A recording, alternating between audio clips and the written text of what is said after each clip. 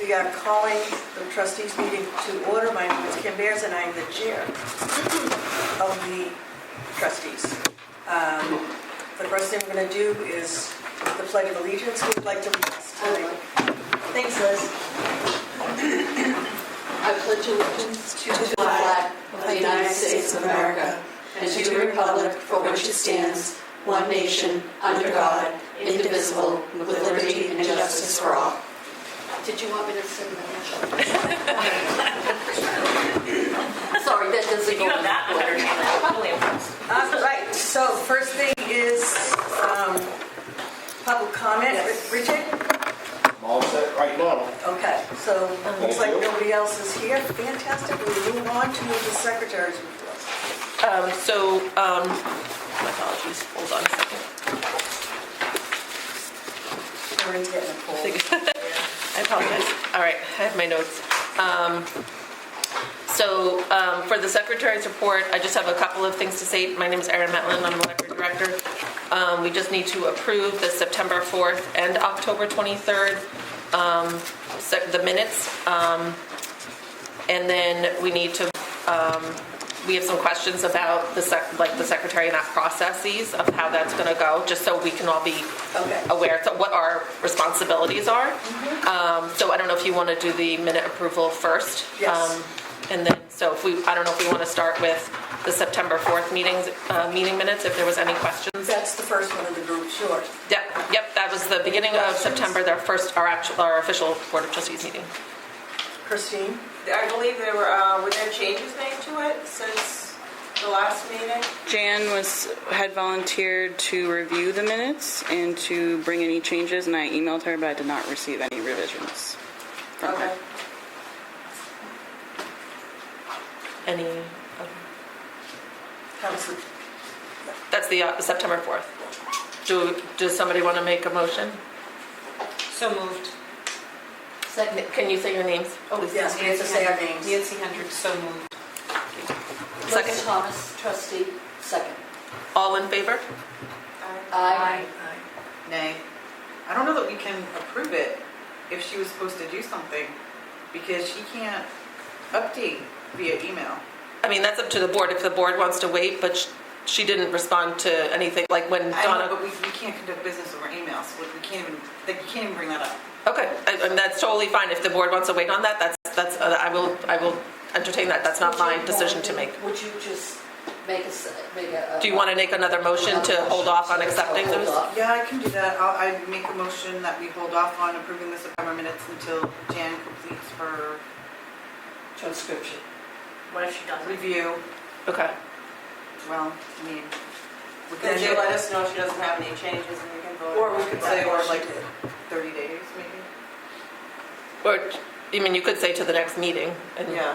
someone could try to reach out to her again and just let her know that we didn't do the minutes because we were waiting to hear from her, if someone wants to do that. I'll second the motion. Christine Fitzgerald. All in favor? Aye. I don't think I'm clear on what we're doing. What are we doing? I think the understanding, Delaying on approving the meeting minutes until Jan gets an opportunity, since she's not here tonight, to do her review and add if she has anything to add. yeah, Erin Matlin, library director, she did say at the last meeting that she was going to make sure all the comments were in it. I believe that were done, that Donna wrote in it were appropriate, and that they were at the right time that they were said. She did say that she would volunteer to do that, so I know Donna reached out to her and she didn't get back to her, but that doesn't mean she did it. So if we She's want just to, feeling poorly too. if we want, we can hold off. So we'll hold off on the September 4th meeting. I agree. So we'll plan to do that next meeting if she's able to do so. And do we want to move on to the October 23rd Yes. minutes? Does someone want to make a motion for those minutes? Are we going to have discussion on that? Well, or a discussion. Okay. I mean, I shouldn't be doing this, so. Any questions? I did have one question on page 4. There's actually something said about library policies for the taping, and it said something like taping. Okay, says that someone should approve any videos posted to the library website.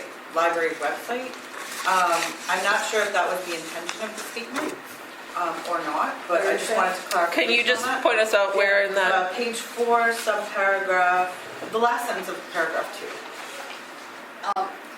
Oh, well, Can I address that? Yeah, name. Liz? Yes, Liz Thomas, trustee. There was some conversation, and part of it might have been during the meeting, some of it might have been off the meeting during the just trustees discussing ideas. And the problem was that we felt that there needs to be a chain of custody of anything that's officially put on the library site. It can go on the town site with no problem, but on the library site, it needs to be within the purview of between the Board of Trustees and the librarian of what should be posted and when it should be posted. It's going to be, the video's not going to be on the library website. It would be on the town website. The minutes will be posted to the, Does that answer your question? does that Kind of, make yeah. more sense? I just want to make sure it's not, that was the intention, and it wasn't broader or Right. less. And then, like, Just say our Liz name. Thomas. I'm sorry. Thank you. Okay, then if that is in fact the case, then we have to I think we need to make sure that anything that's posted pertaining to the library needs to have a caveat that this was not approved by the trustees or the, librarian, okay, the town librarian, and it just was offered, information offered by a, citizen, or something like that. Are we talking Yeah, about these videos or? Yes, or in general, Oh, anything, so anything in general. Erin Matlin, Library Director, my understanding is that when we were talking about, I thought this was related to the video equipment that will be potentially installed, and that video is going to be the trustees meeting, which will get posted. I will give to Drew at cable and get posted. I don't think that doesn't get any approval, to my understanding. It just gets posted. But the minutes, the written minutes get approval, if that's my understanding, if it's correct. Okay, Liz Thomas, again, if that's the chain of custody, Okay. it's from the library directly to the radio station and then put on the site for the library, that should happen. But anything that has to pertain to meetings, discussions, things done in the library that we have no way of approving that there's not been any alterations or anything, I believe we need to have a caveat that with the agreement with the cable station that we're fine with them posting things like that, but they need to have an introduction saying that the library trustees and the library, management has not seen or reviewed this information to verify. Does that make sense? No? Donna. Donna, go ahead. Can I suggest that you discuss that during the meeting recording discussion later in the agenda? And then I just want to return to Maura's question, that as the person who stated that, do you feel that that is a true reflection of what you said at the meeting? Yes. Okay. I have another one. This is my last one. So there was on page 2, subsection 3, it said, the second line down, it says, Ms. Plan explained that the funds raised by programs sponsored by Friends go to the board unless they are co-sponsored by another organization. My understanding was that if Friends pays for something, it just gets paid for. It doesn't come to us. So No. it comes to us, and then we don't have to approve it again, though. You have to accept it in unanticipated funds at a meeting. Okay. Because I found out that they don't have their 501c3, so is that a problem with any of this stuff? No. I thought they were working on it. They are working on it, but I forget what they're listed as. It's not a 501c3, but they are listed. They updated all of that paperwork. In fact, you can reach out to Susan. She has all the paperwork that they've reached out to the state for. I apologize, I don't know exactly what it's called. I'm sorry, Erin Matlin, Library Director. But I believe they are up to date with all of their current financial paperwork. Okay. But that would be something I would reach out to Susan, who's the chair of the Friends. Yep, that's fine. I just wanted to Okay. make sure that was the case. But just to clarify, Donna Plant, Assistant Director, that even if they weren't a nonprofit, the board can still accept funds from a for-profit. Yeah. It's up to the board's decision what to accept. Liz? Point of interest, I'm sorry, we've had 3 different people speaking and not identifying themselves. Like So yourself. And I would probably just say, Liz Thomas, trustee, but you did identify me. Okay, so we have to be really sensitive that this tape is going to someone who doesn't know who we Yes, are. agreed. And stuff, okay, so we just got to make sure that, we can have conversation, but we need to preface who we are. Okay, it either can be Kim as the chair recognizing us, or, if she gives you the nod, then you would need to introduce yourself. Thank you. Okay, so do we want to, did that answer your question? Yes, I just wanted to make sure I understood it correctly. Okay, Kim Bears, Chair, do we want to make a motion, anyone want to make a motion to accept the minutes? Madam Chair, Nancy Hendricks. I'm sorry.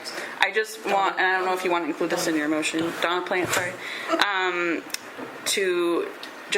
to confirm that it is this version of the minutes, not the first draft of the Yes, minutes. and that's in my notes, that's right. Okay. This is an amended version. This Yes. is the person who's going to be doing our minutes, our recording secretary, Beth. This is her version of the minutes, and I felt since she was going to be doing them forward, that we should go with this particular one. I sent an email out to you all and didn't hear anything back, so I assume it's okay. So yes, this one. Go ahead. Okay, I'm going to give this a whirl. Nancy Hendricks, trustee. I make a motion that we accept the board trustee meeting minutes of October 23rd, 2024. Second. Helen Palmieri. Kim Beers, all in favor? Aye. Aye. Aye. Do we need to say our name first? I think you have to say your names. Oh, we're going to do a roll call. Learning curve. Yes, Here we go. sorry. Aye, Nancy Hendricks. Aye. Helen Palmieri. I, Kim Bears. I'm Warren Ryan. I think you're just saying I'm- abstain. Christine Fitzgerald abstained. I wasn't here. I, Liz Thomas. Okay, so we're good. All right.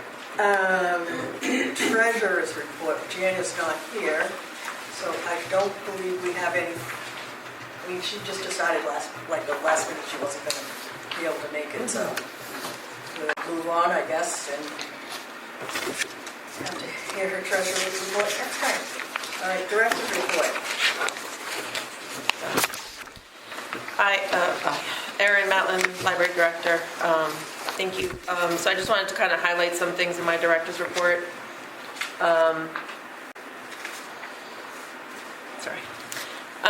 So 10/28, we officially joined GMilk, so that was pretty exciting. Everything is going smoothly.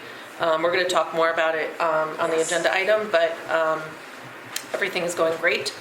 I was able to attend the retirement celebration of the New Hampshire State Librarian Michael York at the State Library in Concord. It was nice to see other fellow directors there and other people wishing him well. He's been in this position for quite some time, so that could bring some, obviously will bring some changes to the New Hampshire State Library system maybe in some ways. I'm not sure how. I don't know of any. I know they posted the position. We don't know anything else. The Friends, I just wanted to kind of highlight the Friends are having an evening meeting this month on the 12th, if you'd like to attend. They're trying to throw in an evening meeting every now and again for those that can't attend during the day. So they are welcoming everybody, and they're going to have, I think, light refreshments. So a great way to introduce yourselves if you're able to make it, and kind of hear what they. I think it's just going to be a normal meeting. It's just happening at night for this particular one. During October, I had mentioned that we were chosen as Hannaford's Community Bag Program Perth group. I found out today that they raised $30 for us. So it's a great program we do very little and we get $30. So we haven't received those funds yet, but when we do, they will be able to be approved. And so I'll skip over the programs, just in interest of time. But some meetings, I attended the Friends meeting, I went to a GMILTS board meeting at the Wadley Public Library in Milford. I also had a Zoom meeting, and then myself, Donna, and Jason, who is the town CFO, met with Dan Black, the Londonderry superintendent. And then I did have Jason Goldman, who is from the budget committee, reach out to me after our presentation, and he just wanted to chat with me about our budget. So I met with him yesterday, in fact. And then something I just wanted to highlight, one of our employees, Nate, he will be here 8 years on the 18th. So happy to have that. For him. Yeah. So any questions about my report? Yes. Helen Palmieri. What was the time for the meeting, the Friends meeting at night? I believe it's 6:30. Yes. Any other questions? Let's move on. Kim Bear, let's move on to the assistant director's report. Donna, do you want to Yes, Donna Plant. So, quick thing, tech services, during October we added 303 materials. I had mentioned last month that was going to continue to be lower than usual just because we slowed down with adding things before we migrated. And then after migration, the tech services department, while everything is looking good on like public facing side, tech services department is still trying to establish a workflow and set procedures for all of the different processes. So that is still in progress, and we have not yet resumed ordering, but I hope that it will be able to very soon. So hopefully by next meeting I will have good news that we've ordered again. I just wanted to give an update on Staff Development Day. It was, I thought, very successful. The staff seemed to really enjoy it. It was October 17th, the first day that we started migrating. So some of the things we did is we actually went to the Manchester City Library, and the director and deputy director were very kind to give us a really great tour of both the public side, the public areas and the staff areas, and gave us some insight into how they do things there. So that was really great. We had Bobby Slosar, who's the technology resources librarian at the State Library. She came here and presented a workshop on artificial intelligence to the staff, which was very well received by them. It's a hot topic right now in libraries, so that was very interesting, and she gave us some great examples of ways that AI can honestly help staff like do their jobs faster. So that was great. But of course it also came with, the cautions, and she also was really great to put together a presentation that kind of just can be picked up by a librarian to present to the public. So something we may consider in the near future is a staff member actually presenting her presentation here. So that may be forthcoming. We also, the staff loved lunch, so thank you very much for providing lunch for them. We had a pretty long staff meeting to go over the migration process and new procedures, training stuff. And then at the end, we had some breakout sessions, which were fun. One of our staff presented on how to use our Cricut machine for making displays and crafting, and we also had someone go review how to take care of Oscar for staff that weren't totally comfortable with that yet. So it was a great day. I wanted to share some also amazing news that we won the Granite State Library Card Sign Up Month Challenge. So we participated in kind of a fun competition with other public libraries during the month of September, where we all compete to get the most new card signups and renewals. And during the month of September, we had over 800 patrons visit to renew their card or sign up for a new card. which was a huge increase. And part of it was due to us doing a postcard campaign that we sent out postcards to patrons whose cards had expired. So they got them. I was amazed by the turnout on that. I really thought people would get it and be like, oh, junk mail, like type of thing. But people came in and were like, I got this postcard, and it was really great. So, and yeah, so we have the trophy upstairs. They even engraved us on it. It's kind of a traveling one, so it goes to the next library every year. But our name is on it permanently. So. So we're really excited about that. Congratulations, good to you all. Thank you. Already coming up with ideas for next year. Yeah. I'm not sure we'll ever beat that again, where it just fell right with us joining the consortium, I think. But yeah, it was great. I also just had some acknowledgements for the migration process. Thank you to the GMILK staff, because they were really incredible in working with us for about a year and a half throughout the whole process. To the other GMILK libraries, because they have been so welcoming, and they have offered so much of their time to us to help us learn, including allowing us to come visit to Shadow. We also had, you might know how to pronounce her last name, Alyssa Jobin, is that right? She's the head of CERC at Merrimack Public Library. She volunteered to be here the first day we went live with patrons, and was here for a good 4.5 hours of her day, just being at the main desk, helping our staff make everything smooth, and it was amazing. So really grateful to her for being here, and really to the library staff, who have been amazing and patient. And I will say that the process was in no way perfect, and there were definitely frustrations on their end, I'm sure, of just times when we didn't have an exact answer for their questions. But they've really handled learning themselves and simultaneously helping others learn really well. So thank you to them. And then obviously a thank you to the community for the support throughout the process and their patience. And we have received a lot of, Megan's going to share some, but we've received so much positive feedback, and it's been like a week and a half. So really, everything's looking really great so far. And then meetings for me, I did a lot of meeting with GMILK staff during the migration. I also attended a TechNet meeting. They only meet once a year, and it's really just a review for the staff that hold some IT responsibilities at their library. So that was a great meeting, and I think that's it for me, unless there's questions. Thanks, Donna. Kim Bears, Jim, I just want to thank you guys for all the work that you did. It is amazing how far this library has come in the past 3 years. I'm no longer embarrassed to say that the Londonderry Leach Library was my library, seriously.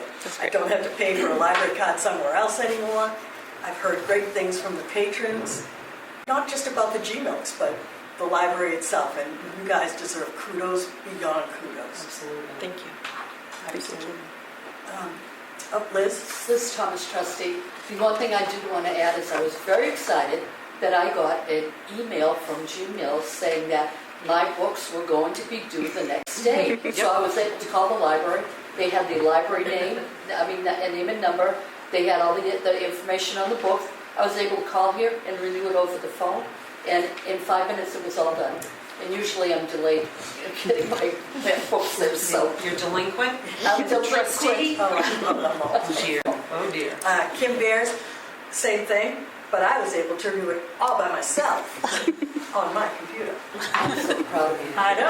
Liz Thomas, I got to tell you, someday I'm going to grow up and be Okay, thank you. Megan? All right, Megan Donovan, Head of Circulation Services. Yeah, this has just been an amazing process with GMILKs, but learning their reporting system is slightly different, but we did have 16,411 materials checked out, both with the digital and physical collection, so that's anything in the library and our digital services, which is amazing. It It's much higher than last year, which I think was roughly 14, just under 14,000. We're continuing to see a high volume of visitors at the library. In October, we had 6,827 visitors to the library, and keeping in mind this also included that day that we were closed, and we did have a slight slowing of foot traffic during the migration period because people came in like beforehand, and just to kind of give us that little break, I did see less people than I anticipated while we were on the offline mode. But anyway, what this means is our total visits so far this year is 69,159 visitors, which has already surpassed last year's total for the year. So we still have 2 months to go, and we're still trending high. So people are coming, which is amazing.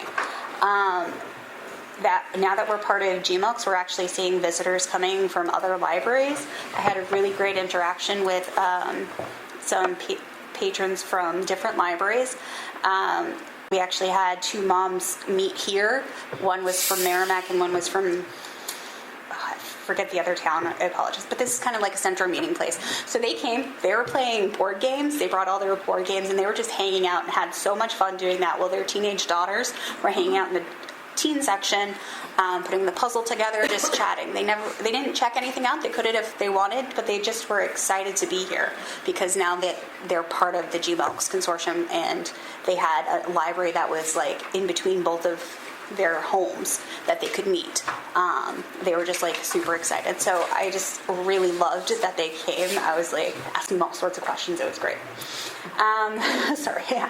Then news and updates. We are fully functioning with the catalogs, and we've had a lot of patron comments that they love the new catalog and notification system, that how easy it was for them to use the catalog. They like the bright colors and just the visibility of the catalog.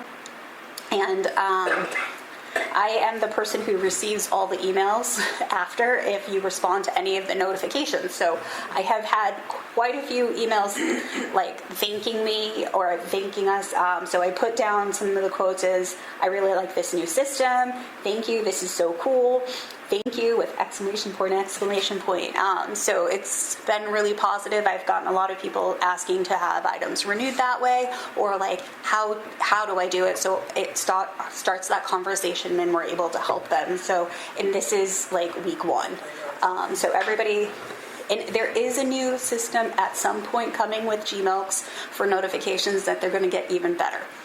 They're just still working out the bugs, and then we'll join it where you'll get visual pictures in your email. There'll be links to the catalog directly from the emails and stuff, but already it's such an improvement. And then just in that first week, we've already seen an increase in service for our patrons. So in the first week alone, we had 122 items sent to our library from other libraries and checked out by our patrons. We had another 40 items that were borrowed by our Leach library patrons at other libraries. They went to the other branches. And then with the Common Borrow Card, other libraries borrowed 70 items. So we sent out 70 items to those libraries. And then, 70 items were borrowed here from GMILC's library card holders, and then another 91 items were sent to other libraries for their patrons. So if you look at the pictures that I have, it is our day 1 reserve shelf. That is how many books we had ready for people to pick up. Wow. So we had so many people were just so excited about getting their holds. And then the second picture is just a day in the children's room. That is what we're seeing all the time now. Lots of families, lots of people. It's almost always busy. And so that was just a nice view of a regular day. There wasn't any programs that day. There wasn't anything special. It was just people here. So I just thought that was a good visual just to kind of show that this is what it looks like when people are coming here and using the library. Thanks, Megan. And Bears, sorry. Let's see, we're on department head report, Erin. We just did department head. Oh, that was children, sorry. Yep. So that was, so I did mine, and then Donna presented. Budget FY26, we're on the old. All right, so old on business. to old business. Oh, I'm sorry, that shouldn't have been on there, I apologize. Erin Matlin, we can take off the budget committee reports, I apologize, that should not be on that agenda. I don't know how I skipped that. I apologize. But we can go into old business if that's okay. Yes. So the first item is budget of FY26, Erin Matlin, Library Director. I just wanted to kind of update you guys on November 2nd, which was this past Saturday. Donna and I presented our budget at Town Hall. Thank you to Kim, Liz, and Jan and Nancy for coming and speaking in support of the budget and the children's librarian position. That was very much appreciated. I did put, just as a note, I did put a copy of the presentation in your packet. Donna did the first handful of slides, and then which spoke to our outreach, and then I did the other part of the budget, which really spoke to the statistics and kind of some other things that were happening, and of course the request of our full-time children's librarian position. It went well, I think. Certainly the board members that were there can speak, but there was a mention, I believe her name was Kate, on the budget committee, asked about because Jonna had mentioned that we were surviving, not thriving, and she did ask what thriving would look like. She did mention a number of, if you had an extra $100,000, what would you do with it? So I do plan on attending the budget workshops that are coming up, and I can certainly speak to that. And I plan to kind of speak to, $100,000 doesn't really cover a whole lot, especially when it comes to staffing, but we could certainly explore staffing, obviously furniture, maybe always adding some things to our operational budget. So furniture, management services, maintenance, and books, and kind of looking how we can spread that around so that we can kind of, if that, and I know this is a wish ask, but if it was possible, what would that look like? So that's how I plan to approach it, and certainly, obviously, if we were given that opportunity, which would be amazing, that would of course come to the board for approval, and for any adjustments of that nature. So I also wanted to point out, I did put a copy of the budget that Justin presented at the town meeting. You'll notice that the number on his budget and what you guys approved is a little bit different, and that's because he got the final numbers for those two areas. I believe it was workers' comp and retirement? Life insurance. Life insurance. I apologize. Workers' comp and life insurance. So you'll see that that's the difference in those amounts. I believe it's around $28, if I'm guesstimating correctly. And we, again, have no control over those numbers. So the budget that he has put in the proposed budget is including those changes and, of course, what the board approved. So I just wanted to make sure I pointed that out. Were there any questions about, or did anybody want to add anything, those that were there or not there? No, you covered, Kim Bears, you covered it very well. Okay, thank you. All right, do we want to move on, Erin Matlin, do you want to move on to the next agenda item? Okay. So the next agenda item is a GMILTS update, and I'm going to let Donna speak to that, but I also wanted to mention, I did put a little pamphlet in your packet. This is provided to us by GMILTS, and it just lists all the libraries that are part of the consortium. So it's nice, for patrons, if they wanted to go to another library, they have all their information right here. And that's something that we've been handing out with some of our new patrons. So, Donna Plant. So I do believe I gave the majority of the update during my report. However, I did want to point out, and I'm not sure these are actually in Erin's list. We next week are going to be offering instruction sessions on the catalog for the public to attend. So there's going to be a session Wednesday, Thursday, and Friday. Wednesday is an evening at the library. It's on the calendar, so if you are interested in attending, I encourage you to check it, but I think it's either 6 or 6:30 as a start time.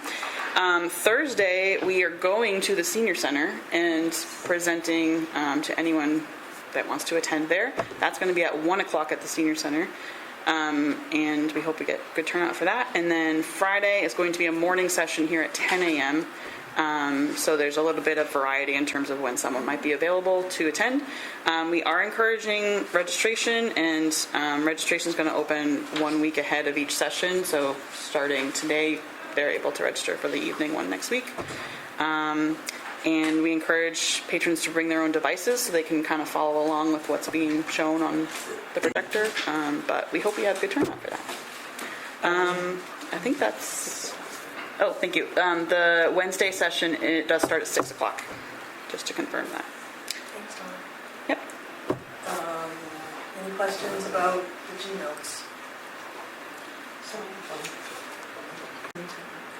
Nancy Hendricks, trustee. So my question is about the senior citizens in your presentation. So one of the things that I'm very interested in is getting services and books to seniors. And you heard me talk about the Bedford Library, literally mailing books to their seniors. So if we have seniors here that want to access books through GMILKs but are unable to get them, does GMILKs provide any kind of service to get books to our seniors here? No, that would be something we would need to build. And we have had some initial, actually Erin, you can speak to that, some initial discussion about that service. Yeah. So Erin Matlin, Library Director, we've had a couple of patrons reach out, I believe Megan, and I've offered to drop things off at their house. With both of these patrons, one was a senior person living in the facility over by the Bacon Barn, and she asked would have me bring a very hearty stack of books. She was a very vibrant reader, and I would drop them off once a month to her and pick up and go back and forth. Sadly, she was a very sweet lady. She has moved to Methuen, Mass, to be with her daughter. So I was sad to see her go because she was such a sweet lady, and that's a beautiful facility over there. And then I had another person who had reached out who was unable to get to the library because they had broken their ankle over a winter ice situation. So that was a temporary time, but I've always offered to do it. We'd like to set up something more permanent, more with some organization, because I know that there are some people out there that would take advantage of it, but it's more about I have to make sure that we're doing everything with the legalities of it, using my own car, things like that. So yes, exactly. So it's something, it is on my to-do list that I'd like to explore. But in the meantime, I am trying to help those that we can help. And we've also given the option, if they have a friend or family member, they can be authorized on their card, so that family member could pick up their materials and drop them off to them. So we really do try to accommodate people in those specific situations as best as we can, because we know that that's a challenge. We've had some people who wanted a card, and Megan was able to mail them a card because they really wanted to use the online options. And so Megan worked out with them and communicated with them, and so that happened. So we're looking for avenues where we can do it without that risk of that liability as best we can, and then hopefully down the future it'll be something that we can set up more permanently. Perfect, thank you. Yep. Madam Chair, can I just follow up on that? Sure. Nancy Hendricks, Board Trustee. So, it's never too early to start talking about the budget for next year. So, as you move forward in that process, if you start, accruing those costs or developing or, bringing in those costs, I at least would like to look at them, gathering those costs, because I'm sure we're not going to be doing that for free. Right. So Erin Matlin, Library Director, I think that particular program, from what I've researched with other libraries that do it, it comes down to staffing. Of course. Right. So you have to have a staff member who's dedicated to either communicating with those patrons, making sure they're getting their needs met, and then the scheduling of having that staff member leave the library, to drop those materials off. So it comes down to that. And again, it's going to depend, we could have maybe 10 people that sign up for the program or just 2. So that's a dependency too. And do we cap it? Are we going to make sure that we don't over exert the service, because we staffing again could be fluid sometimes. So all these things have to be kind of looked at and taken into consideration before we jump onto it. But it is definitely something that I've talked about with Donna and Megan, and I feel strongly about. It's really getting it so that it's appropriately done correctly. Okay. Thank you. And thank you. You're welcome. Any questions about GMILK's update? Okay. Kim Bears, can we move on to meeting recordings? Sure, Erin Matlin. So this is a kind of on there because of the follow-up from the last meeting. Christine, unfortunately, you were not here at the last meeting, and we did start to discuss this, and we didn't make any decisions, to my knowledge, and certainly the other trustees can correct me, because we wanted to make sure you had input, because you had brought it up how you felt very strongly about it. So I'll bring it up again. I reached out to Drew based on Richard's suggestion that the cable department offers equipment related to meeting recordings to borrow. So I reached out to him, and he kind of, starting with that route, we went to the discussion of that he can actually install some equipment here at no charge that would be not as fancy as, I guess, real recording equipment would be, but very similar to, we'd have a camera in a couple areas potentially, and we'd have to like hit play to start the recording.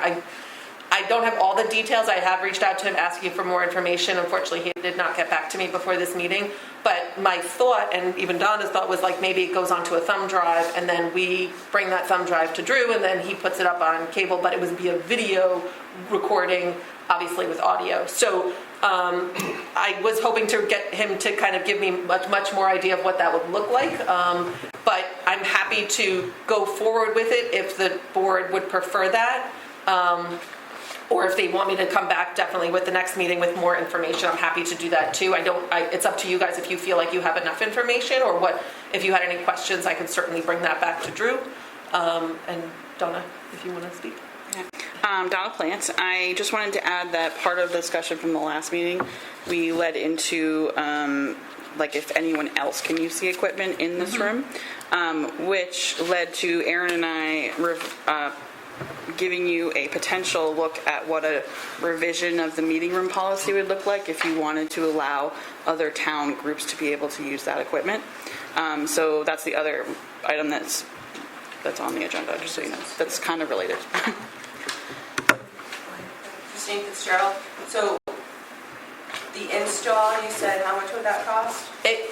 Erin Matlin, Library Director, to my knowledge, there would be no cost to the trustees or the library, Okay. according to what Drew has told me. Okay. That brings me down to, makes me kind of get the guesstimate that it's not super high tech, like it's not like, we'd have televisions in the back that, are also, it's like, I'm not very familiar with video recording these days, but if it's affordable enough where he's offering to install it for us, and it might be something he already has on hand. Again, that's not information I have shared with yet, but he told me that there would be no cost. Okay. Christine Fitzgerald, so if I remember correctly, that in a previous meeting, you had stated that it was going to cost $3,500 to set up the room with video recording, so I was wondering where that information came from, if Drew is now saying that it's free. Erin Matlin, Library Director, that information came from me working with Kirsten on this, and she brought that information to me. When I had reached out to Drew about this specific instance, he said that they could set up the room to record like they do at Sunnycrest at Town Hall, which my understanding is very basic equipment. It's not like Moose Hill, which has really much more kind of, in my opinion, fancier equipment. So it could be that number was on that thought process, the Moose Hill fanciness, as opposed to a much more kind of slimmed down version of video recordings. Again, I'm not a very knowledgeable person when it comes to recordings, but I trust Drew's process and his knowledge of the equipment. So Kirsten got that dollar amount from Drew? I believe so. Okay. I wasn't involved in their conversation. She had brought those figures to me. Okay. But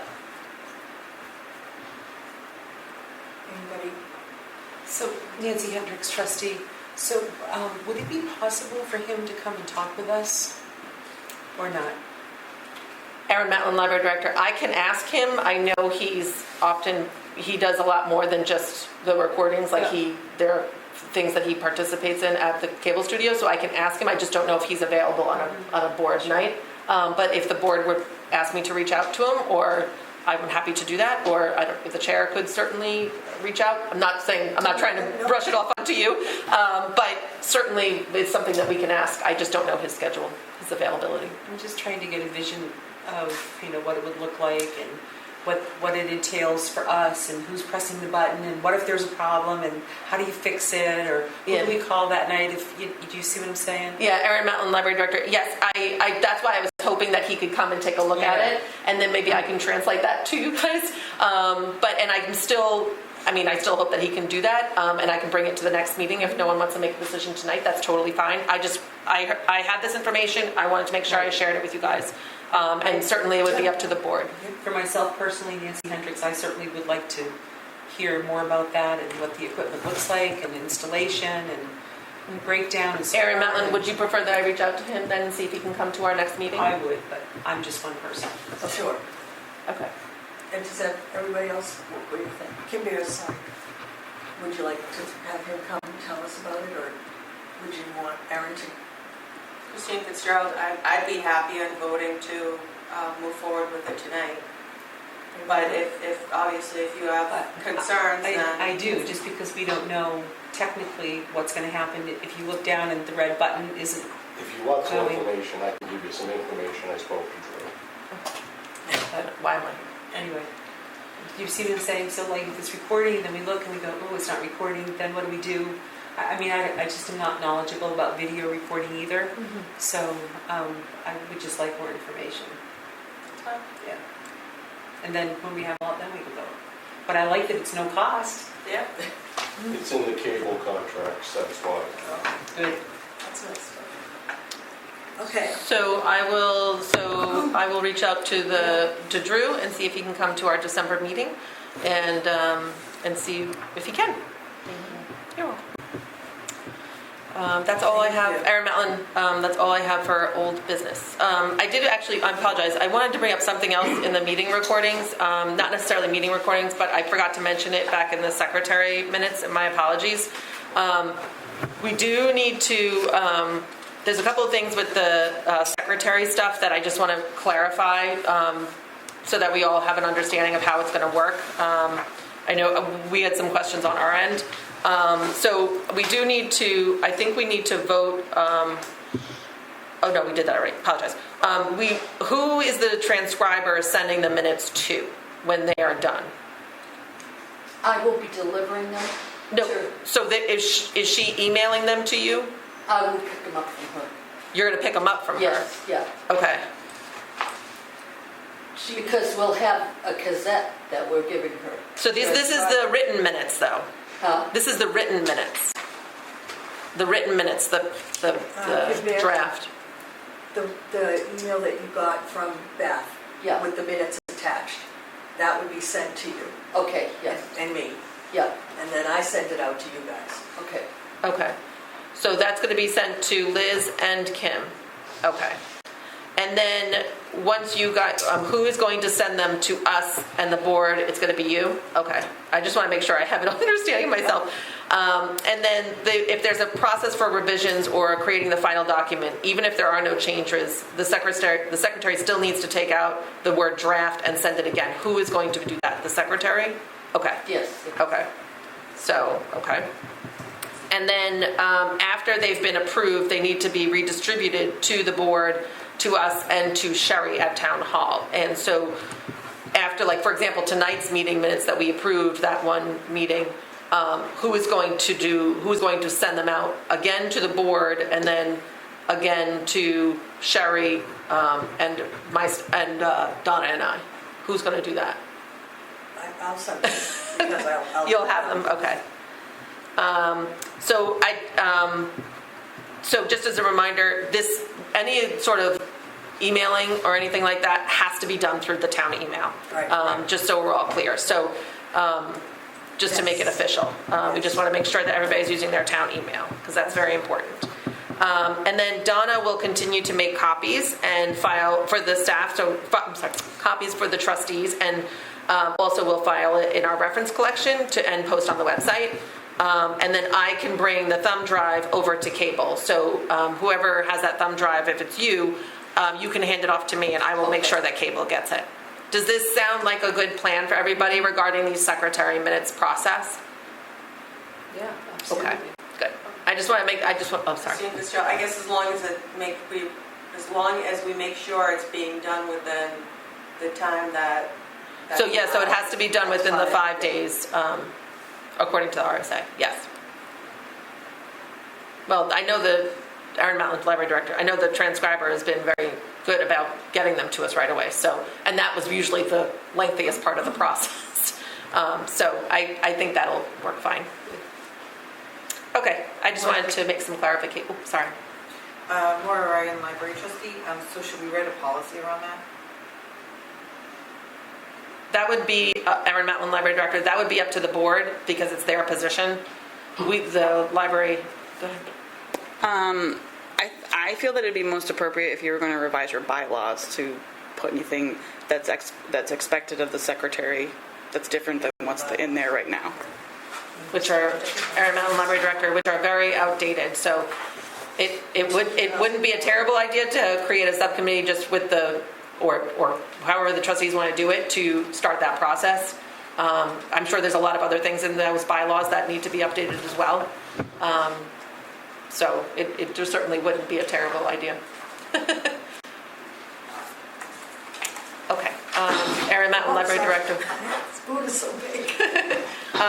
Any other, that's all I had for the secretary's processes, I guess you could say. Was there anything else that I missed that anybody wanted to make sure that we tackled? Okay. Do we want to go on to new business? Okay.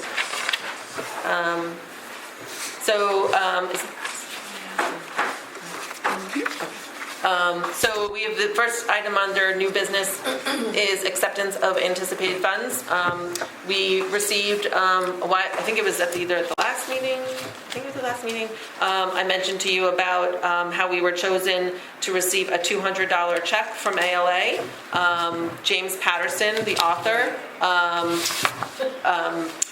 So this is the email from ALA, said, Dear Aaron, with the release of his latest nonfiction title, The Secret Lives of Booksellers and Librarians, author James Patterson is honoring nominated American Library Association members with bonuses of $200 in recognition of the amazing work they provide to the communities. You were nominated, and Donna nominated me, and have been or the library, and have been selected to receive a bonus. Congratulations. So we received that check, so the board just needs to accept it. Nancy Hendricks, trustee. Madam Chair, I would make a motion that we accept the unanticipated funds of $200 under RSA 202-A:4-C and RSA 202-A:4-D. Liz Thomas, trustee, I approve. Arena segment. All in favor? Let's Roll go. call. Roll call. Yep. I, Nancy Hendricks. I, Helen Palmieri. Hi, Kim Beers. Hi, Christine Fitzgerald. I'm Maura Ryan. Liz Thomas. Thank you. Just had a quick question, Christine Fitzgerald. Where does, like this money, where does that get put towards? Let me speak. Go ahead. It's the board's decision. It's going in the trustees account, so it's anything the board votes to spend money on. Yep. That was Donna Plant. Don Plant, thank you. We were doing so well, too. Is everybody okay to move on to the next agenda item? Yes. GMILK's the common borrower card and open request policy. That is in your packet. This is a policy that's created by, was created by GMILK's members and GMILK's as well. This is the Derry Public Library's copy version. The board is not allowed to make any changes to this document. We would just change the wording to say adopted by the Leach Library Board of Trustees, and obviously maybe put our logo on it. So the board just needs to approve this policy, which kind of have to because we're in GMILK's. This just allows the common borrower's card to be used as such. Nancy Hendricks, trustee. I've read through this and I'm okay with voting on it tonight, but my question to you is, should we want to make any additions to it in the future? Can we? No. So we're tied to this contractually? Yes, that's part of the membership. Okay. Now, could be speaking out of turn, down the road, GMILK's as an organization and board members within that could make changes to that. Okay. And certainly, if boards have, like my board has a suggestion, I can bring that forward at the appropriate time and see how that goes. That would be a new process for me as well. But I'm sure that they're open to suggestions and a lot of those, I mean, I think at this time, we as librarians have looked at this and we don't have any suggestions to make or changes that we feel. Nothing in here that concerns you or No. jumps out at you? Okay. I'd just like to point out the response was from Mary. Sorry, thank you, Liz. Erin Mellon, Library Director. So this is pretty, I come from a library that was in a consortium, and this is pretty standard, this policy. So there's nothing of concern, in my opinion, in this policy. Maura Ryan, Library Trustee. So just to follow up on that, just so I understand this clearly, I know it also says that the policies of the lending library prevail, and it addresses the fines and stuff like that. So what policies do we have that we're having as our own, and what policies are they dictating? Is this the only thing, or are there other things? Donna, go ahead. Donna Plant, I can speak to that a little bit. So so the policies are kind of like attached to our items. So if our items go elsewhere, the person that checks them out still has to abide by our policy that's attached to it. So for example, we lend a DVD. Our DVDs have an overdue fine of $1 per day at a maximum of $5. So that fine will stick with that item, whether it's borrowed here or elsewhere. It also can only be loaned for 7 days. That would stick with it. Whereas another library could choose to loan it for 2 weeks with no fine. And if we circulated their item here, our patron would have that policy, if that makes sense. So it's kind of like the circulation policy that's attached to it, that each library can determine. Liz Thomas, trustee. Is the patron going to be advised of, depending where it came from, where the lending came from, of what their policy is, so that they understand clearly what their liability would be? That might be a question. So, Megan Donovan, Head of Circulation Services. At this time, it doesn't. No, I don't believe that is the case that we have.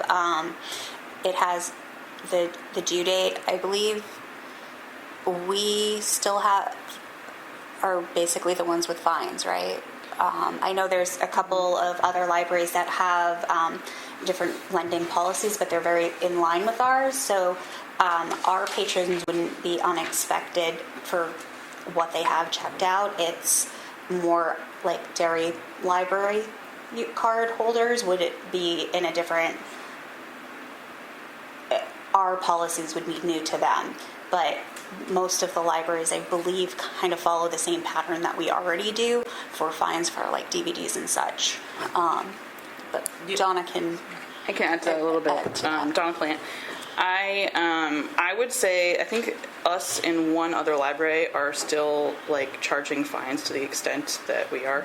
And if anything, our patrons borrowing another library's items are getting like more leeway, to be honest. If they return something overdue, like a DVD, they probably won't have a fine. Whereas if it was our item, they would. And there are some libraries that are giving a longer checkout, so they're getting more actually than what we're giving, I think. So I'm not sure that there really needs to be the education piece unless someone's like, why did I get 3 weeks with this? And we can explain that. Yeah, and if I could follow up with that, Megan Donovan, that there's also the auto renewal that's available. We don't auto renew except for like that first day and a half. There was a checkbox not checked, so for our patrons, they're getting, like Donna said, more. It would be other patrons from other libraries.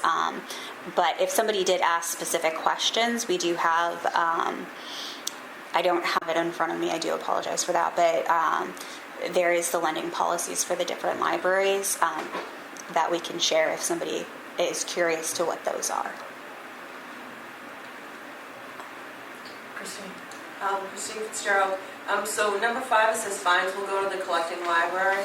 So if something came from our library that we charge a fine for, and then someone dropped it off at Derry, they would get our fine money? Well- Megan Donovan, if I can answer that, if the patron chooses to pay for the late fee at Derry would get that money. If it was a damaged item that they had to pay for the replacement of, we would still get that. They're not automatically charged at Derry. They just have the option of paying it at another branch. Most people do pay at their home library, from what I've understood. But it is for those late fees, not replacement fees. That is true. When Kim Bears, when the item is checked in, well, this is what I remember from when the item is checked in, it goes onto your account. So they could just run in and drop it off. I mean, they'd have to walk up to the person and say, this is overdue, can you please, you know. Other than that, if they're returning it to the library, they're probably just dumping it in the box and we'll deal with it later. So we would never get, Christine Fitzgerald, we would never get that You late would. feedback? You would, unless they walked up to the desk and said, Kim Beers, unless they walked up to the desk, no, not say Kim Beers, but said,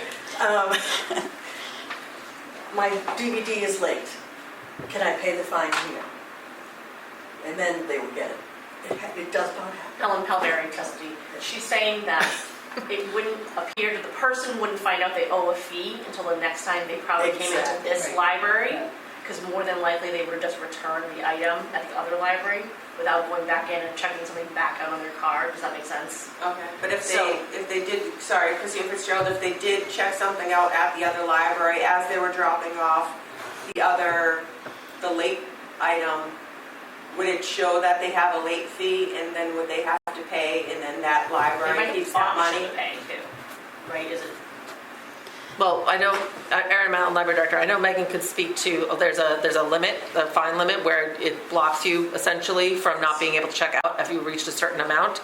But I can speak to my experience working in consortiums and also attending the board meetings that the amount of money, if you're concerned that Derry's getting our late fee money and we are not, the amount of money that is happening is very minimal. And the cost of translating that money, let's say it's 50 cents because of the late fee, whatever, $1 even, the amount of staff time it would take for them to send that to us would cost more than $1. So it ends up to be a wash because there are times where people are going to return things to us and we'll get that Right, money. exactly. So the amount of money is minimal, unless, like Megan said, if it's a lost item, that's a different story. That obviously is sent and there's no issues there. But the amount of late fee money is so minimal that it's not worth the staff time. And it's also, again, let's say Derry gets $1, we could end up getting $2 now. So, and it's an understanding between the GMLX library that that's an accepted process because the amount is so little.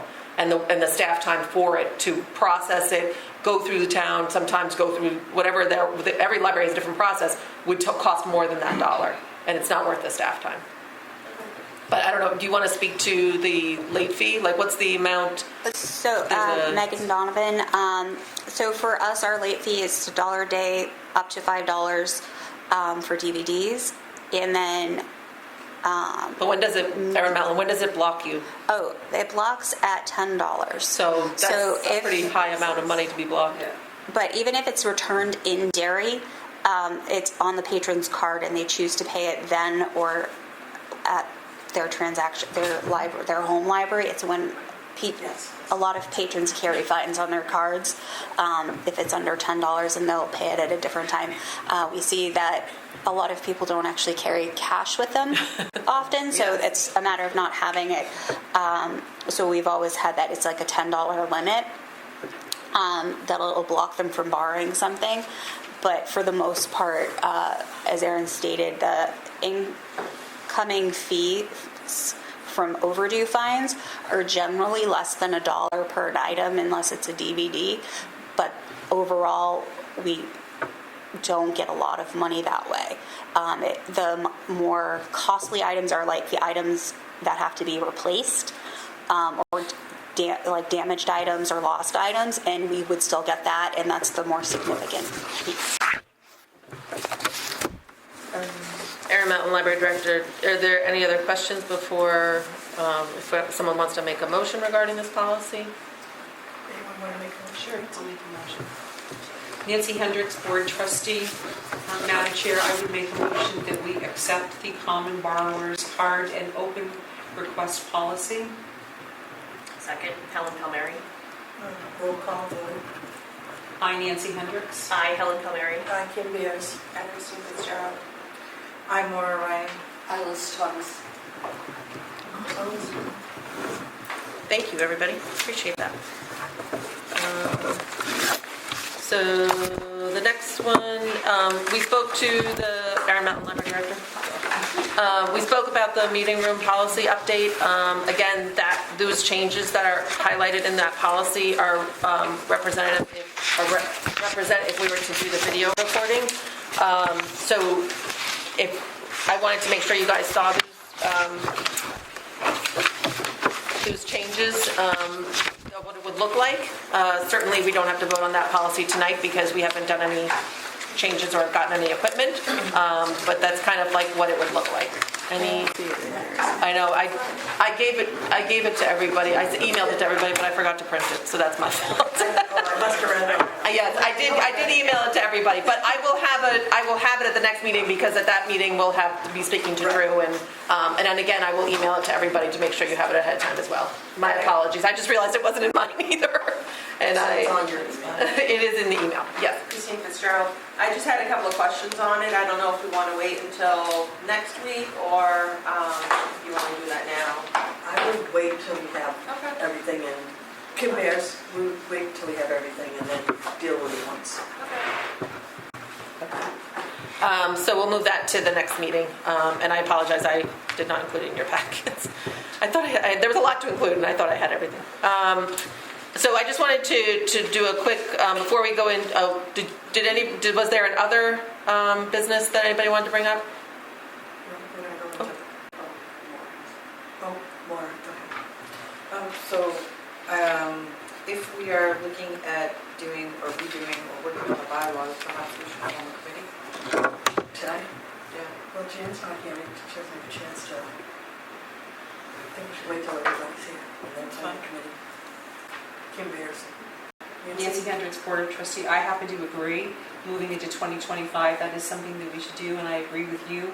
I think that we should have Jan here so that everybody would have an opportunity to say yes, they want to serve on that committee, or no, they don't. Can we put it on the agenda then? Sure. Yes. All right. I had something to bring up in other. I mentioned that meeting with Dan Black. You knew what I was thinking. And in that meeting, we had a discussion which we'll bring up in non-public. But what came up in that meeting was kind of a surprise to me. It was shared with me that we are getting 5 laptops from the school. These are refurbished laptops.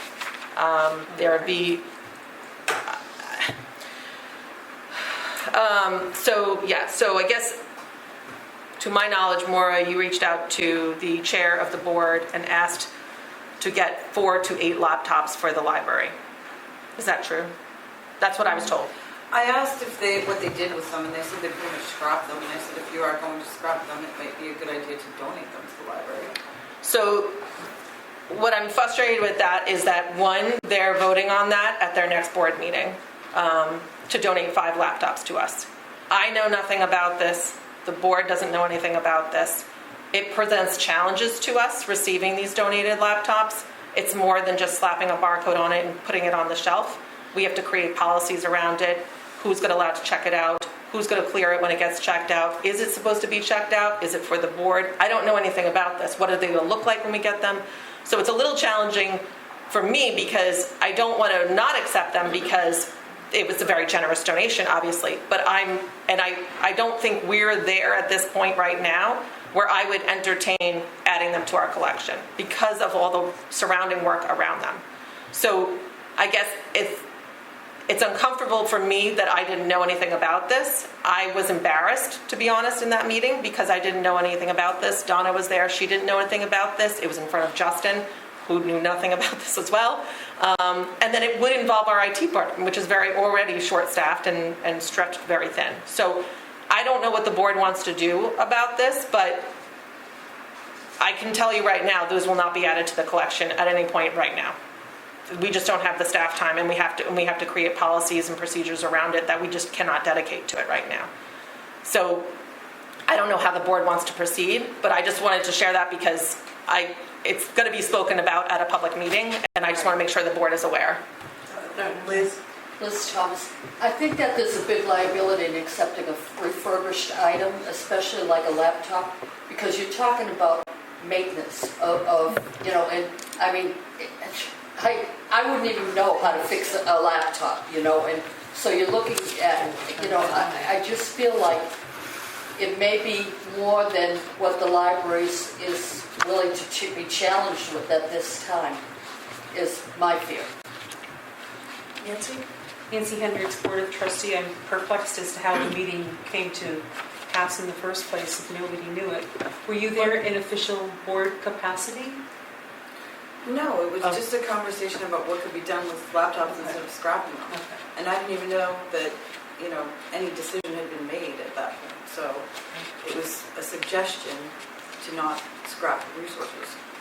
What was shared with me by the board was that, because I reached out to the IT guy who knew nothing about it, and I forget his name, I apologize, the school IT director, and then he said to reach out to the school board chairs, who I did, and he shared with me that Maura, because I didn't know who he was talking about, to be honest, and he said Maura had reached out to him several times, and he was under the impression that the entire board and myself knew about this. So, I don't know what the board wants to do, because it really puts us in a tough spot, in my opinion. It puts the board in a tough spot. Helen Palmieri, did you speak to Bob Slater about it, or was this just at the school board meetings, or? So it was a suggestion as to what to do with the laptops because they don't really do anything with them. They just scrap them. And I think that's kind of a waste.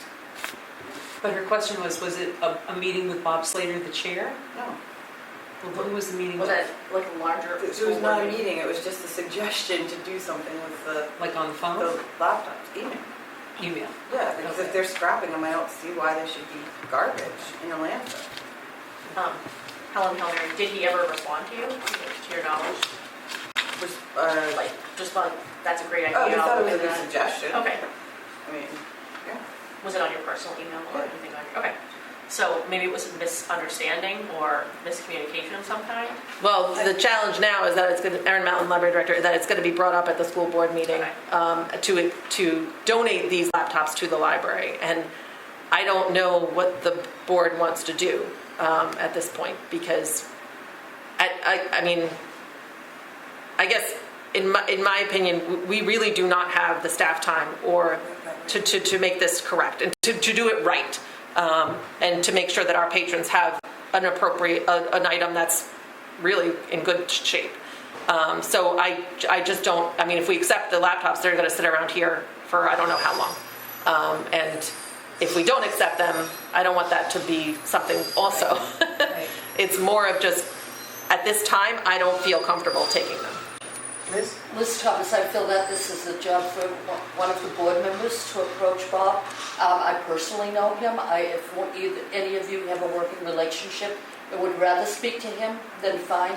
If not, I'll reach out to him in the next day or two, and I'll let him know that though it's a really generous idea, it would be really straining the capacity of the library staff at this time, and so we couldn't really accept the donation. Christine Fitzgerald, could the laptops be used just someone walking into the library to use it versus checking it out and taking the laptop home? Erin This is like a resource. Erin Mountain Library Director, even if they're using in the library, we need a policy around that. And we need protective situations around that. Can I just loan it to a child? The parent has to sign the internet policy. We have to update our internet policy too, which is the next thing on our task list. So even if it's going just within this library, there still has to be policies around that. And there still has to be a procedure around that. Do they have to have a library to physically check it out, but only use in the library? There's a ton of questions around how we would do it. And then what am I getting? Am I just getting a laptop? Do I need to buy a power cord? Do I need to buy a case? Do I need to buy a mouse? I don't know what I'm receiving. So there's a lot of unknowns here that I feel I'm just not comfortable with accepting and then the expectation for me to do something with them or my staff. Donna Plant. I have two things. First is that, just so that you're aware, Liz, because if you're going to reach out to Bob, their next meeting is this coming Tuesday, and I don't know if they've already posted their agenda, but the intention was for this to go on that agenda, just so you know. And then second, I just wanted to share the IT side of this. Like, even if those items are being used in the library, I know for sure the IT department is going to want a hand in like getting antivirus installed on it, everything that they can to protect the network. And the other side too is that we've been in touch with them for some time about our current Wi-Fi here is not really meeting the needs of patrons at this time, mainly because it's a free service that we've had for 2 decades, I would say at this point. So we've been exploring an upgrade to that because it doesn't accommodate distance very far. Like, someone sitting in the far corner of the library may have trouble using it for like a video call, which is what a lot of people are now using the Wi-Fi for. So I almost feel like accepting laptops without addressing the Wi-Fi issue first is like putting cart before the horse type situation. Just, yeah. Liz Thomas, trustee. I think also my main concern is that when you have when the library is letting people use equipment in the library, people want assistance, and they're going to be asking you constantly for, help with this or help with that. Your staff just, probably at this time some of them would not know how to, depending on the version of software and the type of equipment it is, may not even know how to use that particular, equipment. Plus, they, with their other duties, may not have the time to be able to assist patrons with that. Maura Ryan, library trustee. I don't really understand, Erin, why you think that they're going to give you something without a power cord. I think that's kind of a bad assumption. It is a bad assumption, but Erin Mallon, because I had You're interrupting me right now. Okay. So I think that since you have a lot of kids who come here who've got a picnic table for because they're eating DoorDash and stuff, if you had some of those items, they could use them to do schoolwork if they don't have their own. And I think that it's kind of, this is something that they're trying to do that's nice. And, I think, you said you wanted to have different types of tech here available to people for the Library of Things and everything else. And, I really feel that that's kind of contrary to what you normally do. Megan? Megan Donovan. At this time, every middle school student and every high school student are issued laptops for their use. So the kids already have laptops that they can use. They don't always have them with them. They forget them. That's okay. We do have computers here as well if they need to use computers. It would be the same policy. For internet policy, we'd have to expand it to include laptops. But if they're coming after school, they should be bringing, as part of the policy, that for the school's policy, they are required to bring their laptops fully charged every day to school and bring it home. That is something they're already supposed to do. And that's something, so it's not giving them something they don't already have. It's duplicating stuff that they have. And we do have computer availability in the library.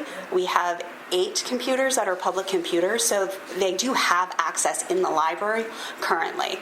And right now we have no direct internet interfaces for things for checkout, so we'd have to come up with an entire policy for that, and we don't have anything in place currently, so that's going to take time. And then the cataloging itself, it's original cataloging, that cataloging takes time. And then if you give the kids the computer, the Chromebooks don't always work like printing. They do not work with our printer. We know that is a known issue. We've had issues with that before, so we have to save it to a flash drive and then have them go on a computer and print it. So there are already issues with the school's computers that we are aware of, but this isn't going to give them any access more than they already have right now because they already have this access. Donna Plant. I don't think the issue is the technology. Like, I'm entirely open to checking out laptops for patrons. I want that device here.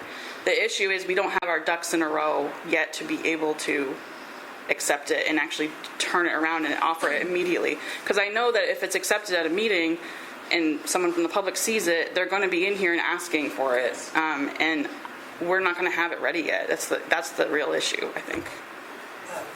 Ken Bears, the issue too is it really should have been brought to the board before it was decided that they were going to be donated. Well, it's not decided yet if they vote, but it was a suggestion because I didn't know if they But would. we should have known that, so we were prepared and had this discussion before it even happened. So now we're like backtracking. Kim Bears, we're backtracking, and it's just, we should have known.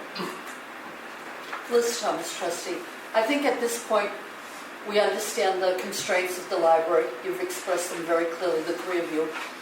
Our job as the trustees would be to accept or reject anything that's a donation. I think at this point in time, we obviously have different opinions. That I think we need to, someone needs to make a motion and get it second, and I think we need to take a vote. Nancy? So, I don't completely disagree with that, but I think that for, moving forward, when we have items that we vote on, they should probably be on our agenda. And I agree with Nancy Hendricks, board trustee. I agree with the chair. I think we kind of got the cart before the horse. And, maybe as part of good boardsmanship moving forward, when any of us come across a great idea, we say, oh, that sounds fabulous. Let me bring it to the board and let's talk about it, because I'm one of however many, right? And I don't speak for the entire board, I just speak for myself.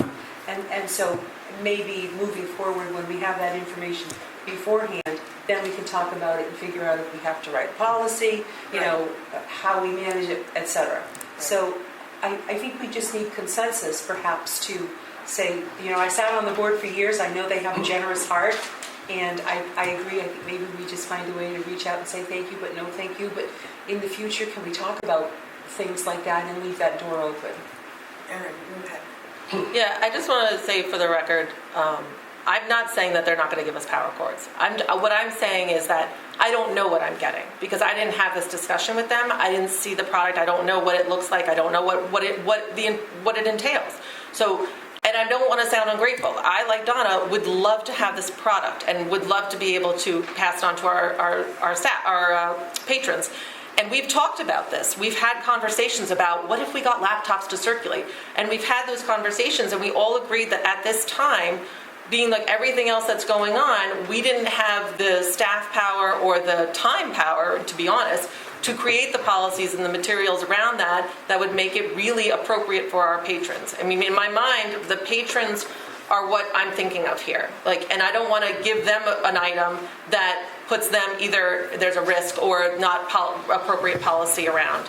I just feel like if something like this, I was embarrassed, and I felt like kind of surprised that I didn't know anything about it, and I felt that the board didn't know anything about it.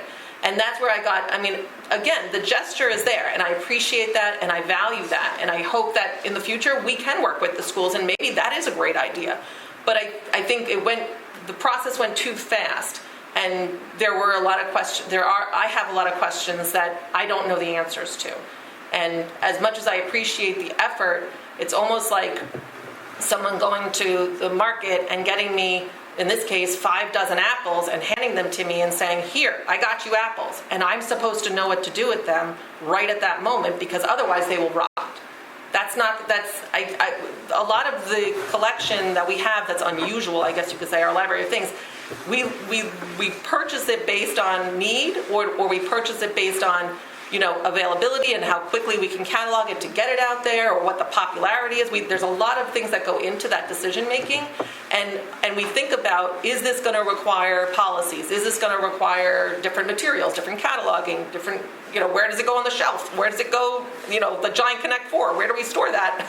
It can't go on a shelf. All those things have to come into the thought process, and I feel like as much as I appreciate the gesture and obviously the out-of-the-box thinking, it's challenging on our end, because now we've got to figure out the time and space to get it done, and we don't have that right now. I'm not saying in a year we will. I think maybe in a year, we can revisit this, and I'd love to explore it, and I'd love to see what we can do, and it might be more of a need before that. I don't know, but right now, we haven't had any patrons come up to us asking for laptops, and I just don't see it now. And in many of my meetings, I have asked the board, when asked of me, what can the board do to help? I have always said advocacy for the library, advocacy for the staff, for our budget, for the children's librarian position that's coming up, for the building itself, all of that. That's where I need the help. And put me in contact with people who have these, generous gifts, and I'd be happy to talk to them and see what that looks like. But it's hard when you're surprised with it, and then I felt awful, to be honest. So that's just where I'm coming from. Liz? I think in addition to everything that you've said, the one thing we have to remember is we're crunching a budget now. We're trying to get a new position in the March warrant, okay? If we take on the task of now being a library of, that lends out equipment, you're going to have to maintain it. You're going to have people train it if they need training, and etc. And I don't think any of us want to put in, for along with the warrant for the librarian, a warrant, a budget to hire another IT person to do this. Helen? Helen Hilberry. I make a motion for Liz to reach out to Bob Slater ASAP to let him know what the trustees are grateful, but due to other constraints, we can't accept that at this time, and we don't want that to be discussed at the school board meeting if possible. I second that. I'm Nancy Hendricks. I, Helen Hilberry. Aye, Kim Peters. I'm abstaining. I don't think we should be voting on it since it's not on the agenda. Abstain, Maura Ryan. I, Liz Thomas. Thank you, All right. I appreciate you I will, doing that. Liz Thomas, I will speak with Bob Slater tomorrow if he's available. I'll reach out to him first thing in the morning. And I do appreciate the thought. It's just, we need to know ahead of time. That's all. Just, we're a team. We need to all be on the same page, Okay. Erin Matlin, so that's all I have for here. We do need to, I know we have public comment, so we can do that, and then I do need to speak to the non-public. I had a correction on the RSA, so I just wanted to make sure that was said before we go into non-public. So do you want me to do that now before public comment, or would you like me to do that after? I think we can do it before we go into public. Into non-public? Oh. Do you want me to do it before our public comment? let's Or just- Okay, so when we go into non-public, I had put down different, I apologize, the wrong RSA. It should be RSA 91:3, Section 2, which is only following matters shall be considered or acted upon in non-public section, the hiring of any person as a public employee. So, and I had the wrong RSA, I apologize. So it's RSA what? RSA 91:3, Section 2. It's 91-A. I'm sorry. 3. Jesus Christ. Sorry. Can someone repeat it to me again, please? 91-A:3, A:3. Section 2, 92-A? Donna, did you say? Section 2. and then it's B. It's letter B, because there's a lot of letters under that section, so it's letter B. Okay, I just want to make sure. We do that. Okay. So I just wanted to make sure I had that correction before we go into non-public. So I'm all done. Do you want to do public comment? Public comment? Yeah, because in make it quick. You kind of went over one of them. Richard Belinsky, 89 Hall Road. One of the things I want to bring up is the fact that you are voting on things that are not on your agenda and you really shouldn't be. You approved the minutes tonight, which is fine, except it really should be an agenda item. Otherwise, if somebody in the public wants to make a comment, they saw something in the minutes that's wrong, well, they can't change it, they can bring it up. They don't know you're going to be voting on the minutes. I looked at 9 other boards in the town, and they all have it down. They have a category for meeting minutes, and then we'll put the meeting of whatever the date is. That's just a little housekeeping thing. Okay, thank you. And Nancy, you kind of brought that up. We shouldn't be voting. You just brought it up. I know, we Shouldn't be voting on anything that is not on the agenda, including what you just voted on. Right. And I won't get into whether you should or shouldn't accept them. I kind of see both sides. So that's one thing. 2, I wanted to talk about the recordings in here. I'll give you this, Kim. Yeah, This is an email I got from Drew. okay. I'm the one who talked to him. I always knew that as part of the franchise agreement, any town buildings can be wired through the franchise agreement. That's where the money comes from. It's been like that for 30 years. So I spoke to Drew about that. Your camera is going to be basically like a bubble camera. It's kind of up there, very basic.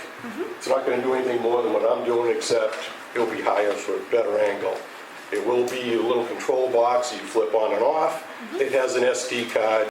You put an SD card in, you pull it when you're done, you bring it over. Perfect. It's very simple. Yeah, perfect. Perfect. Thank you for this. The other thing I want to bring up, I probably wouldn't have brought up, just also on the equipment, it will be town-owned equipment because Yes. the library doesn't own it. I mean, the town owns this building. It's not the library's building, it's a town-owned building that the library uses. Yeah, so to my knowledge, from what Drew shared with me, that he would come and check on it if there were any issues or Yeah. anything. So for that It reason. wouldn't be your responsibility. Yep, so yeah, to follow up with that, You know, absolutely. your part of responsibility, to make sure there's an SD card in, make sure the switch is on. Yep. Right. The only thing I didn't ask him is if the box locks. You know, if you don't want people in there, kids or whatever. Yeah, and we can figure I was that going to out. ask him, I got something else to talk to him about. Sure, So you don't have to worry about kids being recorded. I can ask him about that. Because if there's no SD card, even if they turned it on, Yeah, nothing's happening. it's going nowhere. The other thing I have to take a little exception with is what happened before this meeting, about me recording these meetings. If you were recording them, and that is what the people in a warrant article in March said they wanted done, all meetings, not just yours. They wanted to record so people could see these meetings and see what's going on. So far, the one from 1023 has 135 hits on YouTube. Are they 135 people from Londonderry or 135 people from California? There's no way of knowing. Right. But for somebody, and Helen, you're entitled to your opinion, that I would manipulate the tape, I take that as a personal insult. Anybody that knows me knows I'm very outspoken and honest to a fault. And if you think that is happening in any way, I will give you the master. And you can put it against the one that I give to Drew, because I would never, ever manipulate a tape. First of all, you'd know, because it's timestamped down the bottom, and the timestamp wouldn't line up.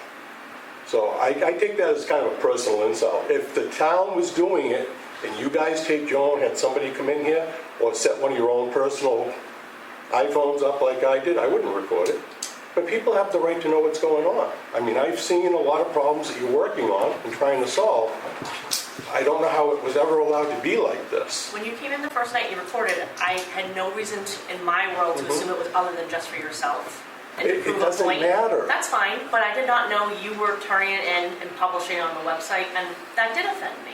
Well, it can, but under the First I would hope Amendment, I that- have every right to Great, do but I would that. hope that you could just attempt to see my side of it Oh, or I hear can my see opinion. your side. It just has no validity.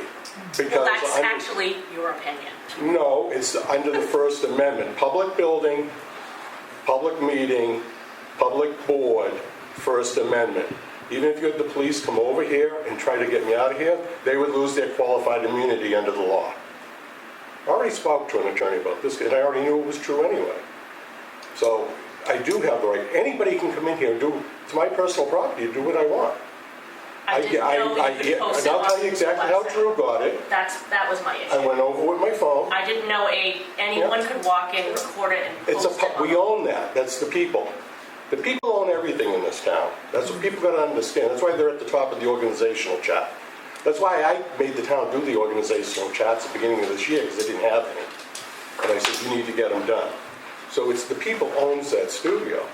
I bring my camera over to him in the morning, and I have him do a direct airdrop from my camera to his server. I never touch the thing. It's a direct airdrop right off of my camera.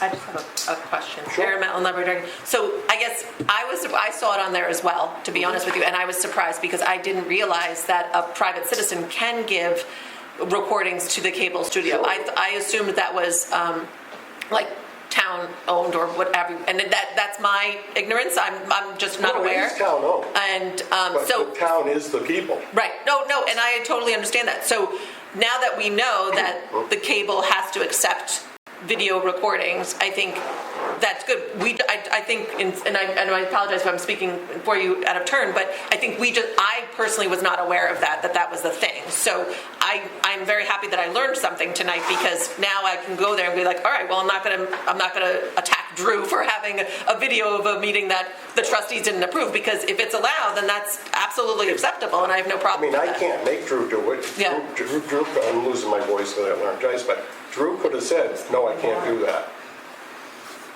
He could have said, no, I can't do that. Right. But it's no different than what you're going to do. Oh, no, absolutely. It's the same exact thing. Yeah. Oh no, absolutely. And actually, I'm very excited that Drew was able to help us in this manner, that and get this done, because I know this has been a hot button issue for a while, and so I'm happy to be able to hopefully check it off the list and Well, move forward. The people wanted it. Another way It was like to do it right. 75% of the people voting on recording in March said they wanted all meetings, not just here, everywhere. I understand that. Yep. Recorded, and it should be. It's the public record. I mean, tonight you guys have done your best with your audio tape to say your name before. There's been at least 20 times where you haven't. Agreed. I would be Aaron. in the same thing. I forget. Yeah. Whoever's doing your minutes, eventually you'll know who's who. Yes. Or at least they could come into Aaron, or they could go to Kim, or they could go to Annie and say, I was doing these. Who is this person? Yeah. So that's the whole thing. It has to be run more like a business. It isn't just this one. I got a couple other boards that aren't putting their minutes on there either, and I'm going to have a talk with them. The town is a business. It's a business of providing services to the people. And the CEO of the company is the voters.